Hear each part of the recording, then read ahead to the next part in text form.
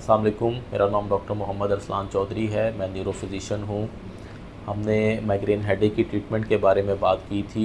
उसके बारे में जो वीडियोस हमारी मौजूद हैं आप सुन सकते हैं। सबसे पहले तो माइग्रेन हेडेक के ट्रिगरिंग फैक्टर्स को कंट्रोल करें। उसके बाद अगर ज़रूरत पड़ती है तो डॉक्टर के मशवरे से मेडिसिन इस्तेमाल करें। अगर उसके बाद भी माइग्रेन हेडेक कंट्रोल नहीं होता तो फिर हम बोटॉक्स इंजेक्शन की तरफ मूव करते हैं।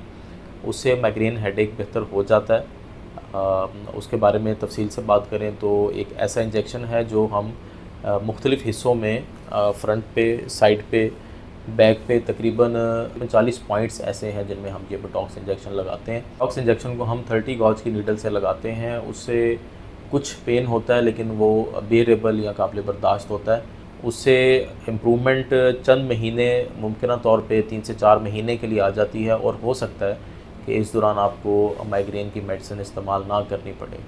और जैसे मैंने ज़िक्र किया कुछ अरसे बाद बोटॉक्स इंजेक्शन रिपीट करना पड़ सकता है। इसकी कॉस्ट वेरी करती है, मुख्तलिफ़ कंपनीज़ के मुख्तलिफ़ रेट्स हैं।